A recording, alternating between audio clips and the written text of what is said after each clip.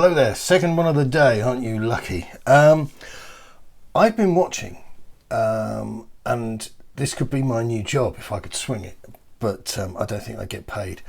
I've been watching Sunderland Till I Die, and this was recommended to me by you, and it's following on in the same vein, or predates, I can't remember, but it's all along the lines of the Manchester City, the Leeds United and the Tottenham all or nothing kind of stuff, but it's on Netflix.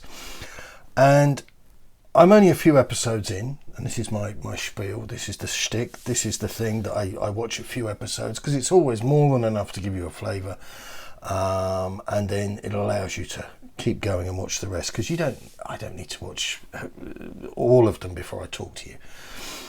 But the great thing I'm getting out of these documentaries, these mini-series, is the compare and contrast thing between us and them. And there's no need for me to recap what I said about Leeds or what I've said about Manchester City. But Sunderland was a very different prospect. I mean, we're talking about a club that had been back-to-back relegated, was in League One, had dreadful things like statutory rape kicking around in the past. It was described as a blocked sewer by one big journalist at the time of when their problems really started to come to light. And I have to say that what made the thing absolutely box office for me was Charlie Methven, the public relations guy,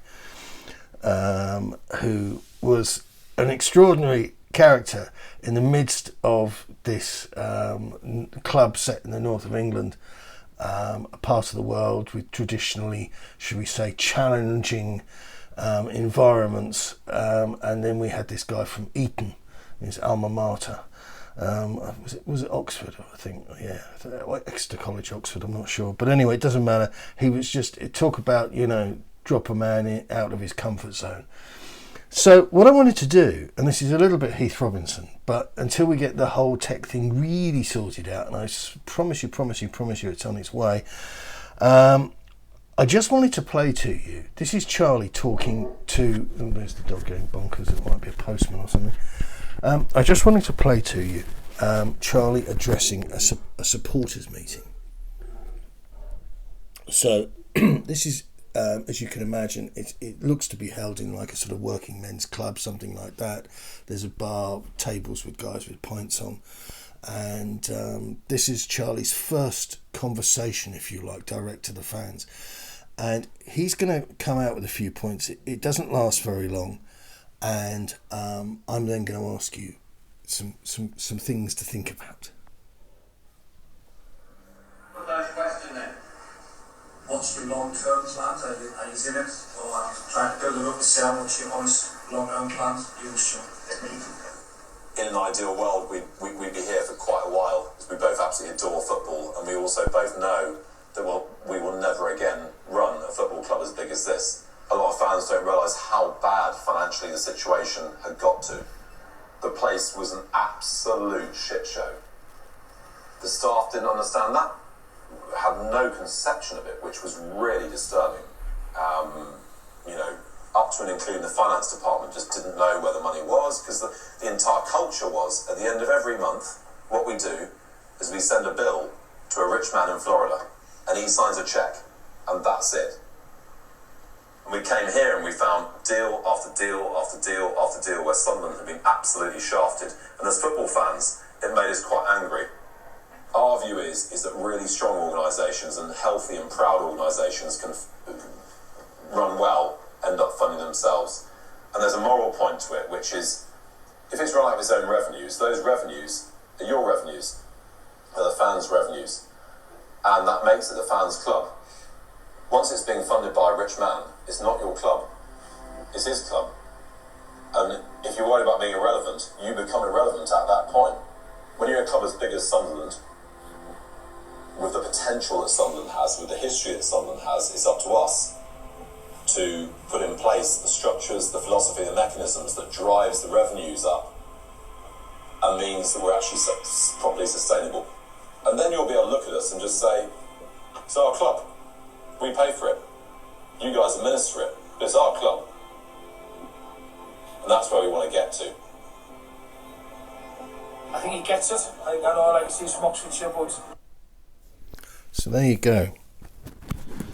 Some home truths from a man who walked into a business which was effectively a burnt out car. And the Sunderland fans knew in great detail just how bad things were, because they got a phenomenal amount of press coverage because of the disreputable nature of things that had gone on at that club. And it was less a sort of, situation whereby it was somewhere between, say for example, it was somewhere between what had gone on at Leeds, but actually a lot worse, because I don't need to go into the detail. But Charlie there struck a note that they were coming into a business which didn't know what it was doing, didn't know if Martha or Arthur, and every month they just, even the financial director, they just sent all the chits and invoices and dockets and all the rest of it off to somebody who wrote a cheque. There's no accountability, nobody at the wheel. It was a ghost ship. And Spurs weren't in that ballpark of financial trouble, nowhere near it, before ENIC came along. And that's despite everything that you've had misrepresented to you. Spurs weren't doing great, but then most football clubs weren't doing great. And we keep on getting this thing of, Sugar was a bad man, and there's a lot of tropes go around about Spurs in the pre-ENIC days, as if, Levy and co came in like Batman and Robin, and saved the orphanage from burning down. And it's far removed from that, in truth, far removed. But the point I want to make here, and it's a point that struck me, maybe I've got it wrong, you tell me, is that Sunderland knew how bad things had become, that's for sure. But they were on a path where they wanted to get themselves into a position where they were healthy and proud. And a lot of fans, in my opinion, have missed the point with ENIC. They've come out with this nonsense about money being bad and dirty and a little bit shabby, and we do things our own way. And I made the comment about the cellars or the warehouses, underground warehouses of grannies knitting players. It's not true. We've spent quite a lot of money. It's just that we've bought badly. But ENIC have managed to conduct themselves in a manner that if you don't take your eye off the ball, if you don't get bewildered and bemused by the twaddle and the guano and the brochures doing the rounds, they've managed to get ourselves into a situation where we are skating perilously close. And I'm not talking on moral or ethical grounds, but I'm talking about just stupidity and greed into the same fragmented areas that both Sunderland and Leeds found themselves in. And they took our money, and this is what Charlie's saying here, that we want your money to come in, we want to be accountable, we want to be sustainable, we want to get the football club back on a level whereby we're not overpaying for players, because some of the contracts they had were just extraordinary, and all the power lay with the players and their agents. And they weren't particularly good players. That was the sorry thing. And the moment anybody looked halfway good, the agents were looking to cash in and move them on. But the way ENIC have set this up now is that, and you can't blame COVID. Everybody else has had COVID, so please don't do that. And you can't go, but in time the stadium's gonna, because if you're that good about predicting stuff, I want the winner of the National, and I want the winner of I want the bonus ball winner, so I can go and pick up another £100 at the pub next week. Okay, so this business about jam tomorrow, we've been hearing it for 20 years. I don't expect to be hounded in my own YouTube channel while I'm talking to you, to be then fobbed off with this but it's all coming, don't worry sketch. Forget all that. What I'm saying to you is that they have taken our money and used it as leverage in order to sink it into capital assets which have got nothing to do with football, But apart from this teensy-weensy promise that when the magical rainbows and unicorns dance and the sun rises again, they're going to reinvest it into the football team. Well, they failed to do that so far. And let me just repeat myself for the thick amongst you, or the hard of hearing. For a club that got so close to so many deals so often and couldn't make it happen, and we stood our ground because we don't operate like other clubs and we don't chuck money around like lunatics. ENIC had 240 million quid up their jumper, down the back of the sofa, in their spare coat in the hall lobby. Nobody cares where it was, but it was our money. It was the money that we had invested. They took that money, they threw it into the pit. Before they threw it, they used it as leverage with the bank, and they used our club, which they are custodians of, merely custodians.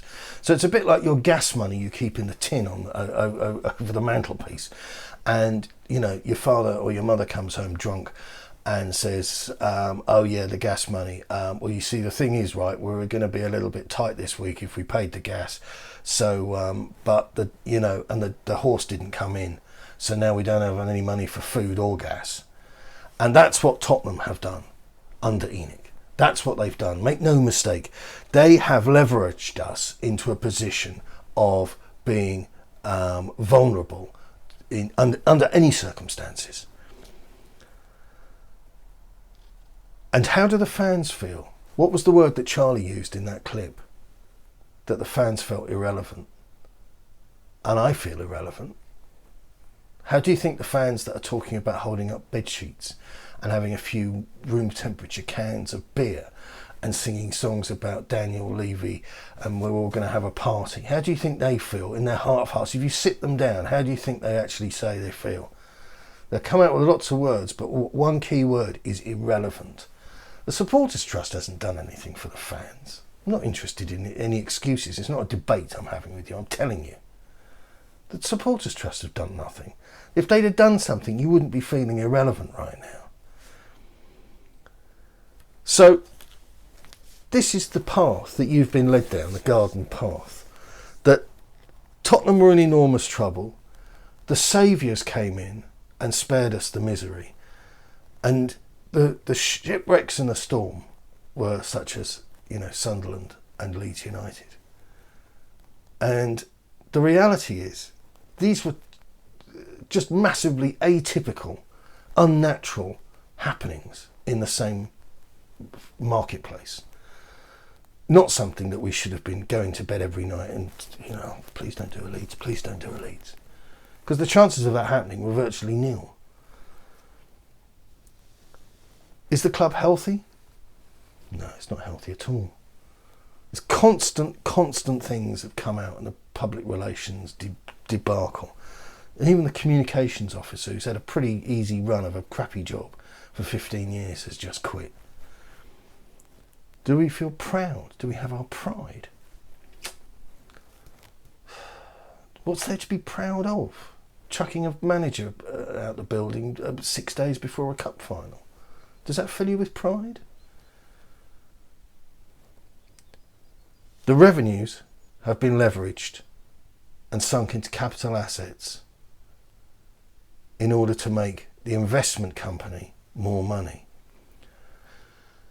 We had a rich man living on a boat, we still do, who could have signed off cheques and could have propelled us using Daniel Levy's hawk-eyed pedantry, his meticulous eye for detail, could have propelled us into the there or thereabouts big time. And I'm not talking about spending endless amounts of money.